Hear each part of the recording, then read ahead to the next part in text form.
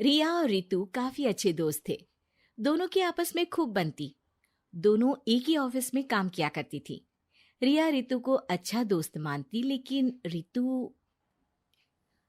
अरे रिया, तुम लोगों का अपना मकान नहीं है, क्यों नहीं तुम और नरेंद्र भी हमारी कॉलोनी में ही मकान ले लो। हाँ यार, आइडिया तो अच्छा है, लेकिन इतने पैसे आएंगे कहाँ से? अरे, हमारे होते हुए तुम्हें घबराने की जरूरत नहीं है। रुको, मैं अपने दूर के एक भाई से बात करती हूँ। उसका यही काम है, लोगों को घर दिलाना।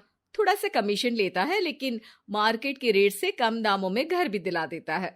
अरे वाह, तुम अपने भाई से बात करो, मैं नरेंद्र से बात करती हूँ। रितु रिया के जाने के बाद अपने भाई को फोन करती है। अरे भाई, कोई मकान बिक रहा हो तो बताओ, मेरी एक सहेली को चाहिए। अरे है ना, पूरे 40 लाख का है। ओ भाई, ठीक है, फिर मैं उसे 45 लाख का बोलूंगी। दोनों मिलकर 5 लाख का आधा आधा बांट लेंगे, ठीक है? रितु रिया को मकान दिला देती है, लेकिन एक दिन उसका नया मकान देखने नरेंद्र की बहन आती है। अरे भैया, मकान तो अच्छा है, कितने का लिया? तुम्हारी भाभी की सहेली ने दिलवाया है, बड़ा ही ठीक रेट में मिल गया नीरू, सिर्फ 45 लाख का। तभी नीरू का पति बोलता है। नरेंद्र, ये तो बहुत महंगा है। मेरे दोस्त ने भी यही मकान सिर्फ 38 लाख में लिया है। चलो, मैं तुम्हें उनके घर ले चलता हूँ।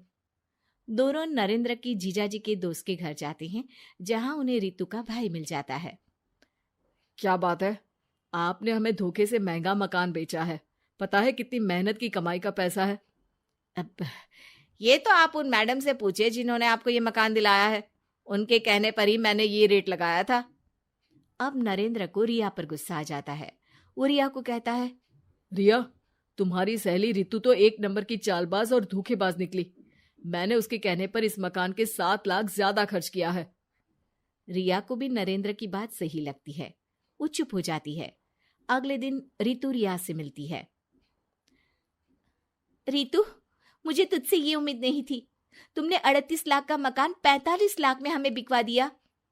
रितु अपनी पोल खुलती देख जोर जोर से रोने लगती है। अरे, मैंने क्या बुरा कर दिया, तेरा भला ही तो सोचा था। अरे, तुझे उस प्रॉपर्टी डीलर की बात पर भरोसा है, लेकिन अपनी सहेली पर नहीं। रिया को रितु के आंसू सच्चे लगते हैं और वो उसे शांत करती है। अरे अच्छा, शांत हो जा, चुप हो जा। सॉरी, हम लोगों की ही गलती है। हमें मार्केट में पहले रेट पता कर लेना चाहिए था।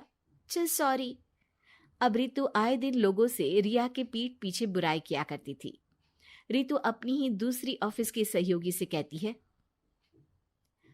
अरे ये रिया भले ही मेरी अच्छी दोस्त हो, लेकिन एक नंबर की कंजूस है ये। कभी कुछ खाने जाओ तो पैसा मुझे ही भरना पड़ता है। तभी वहां रिया आ जाती है। अरे रितु, सॉरी यार, वो कल के खाने के पैसे तुझे देने पड़े। चेक कर ले, अब मैंने तुझे पेटीएम कर दिया है। अच्छा चल, मैं जा रही हूँ। रिजाइन जो दे रही हूँ, बाद में बात करते हैं। रिजाइन? क्यों? तूने अपनी बेस्ट फ्रेंड यानी मुझे भी नहीं बताया, क्यों? अरे नहीं यार, ऑल सडन प्लान बना।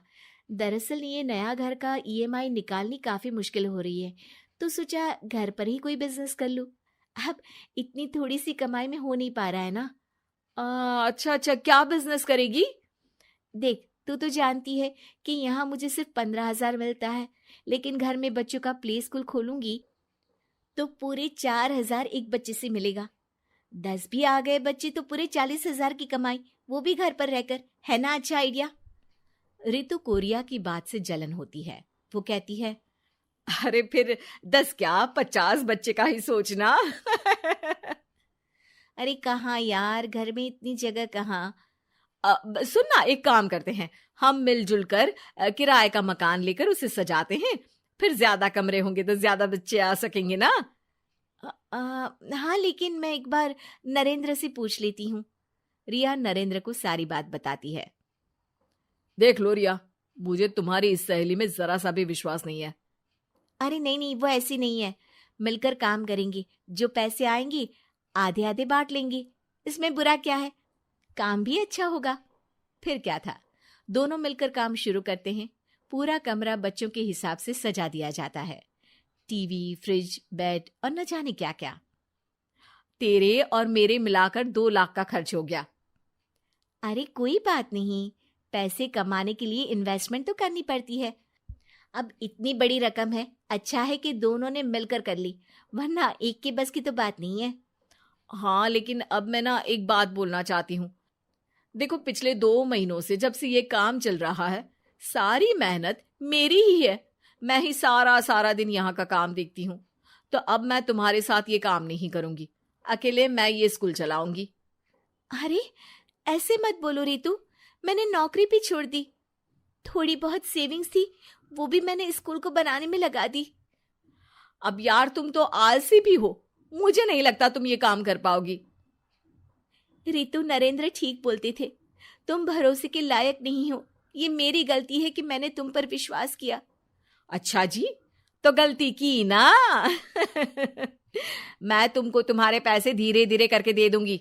अच्छा होगा कि अब तुम यहां से निकल जाओ। बेचारी रिया सर झुकाकर घर वापस आ जाती है। नरेंद्र, वही हुआ जिसका डर था। रितु ने मुझे पार्टनरशिप से हटा दिया। मैं ये बात जानता था रिया, लेकिन मैंने तुम्हें इसलिए फोर्स नहीं किया क्योंकि जब तक तुम खुद धोखा नहीं खाती, तुम्हें अकल नहीं आती। हाँ, लेकिन अब वही जो पहले सोचा था। और फिर क्या, रिया घर से ही बच्चों को संभालने का काम शुरू कर देती है।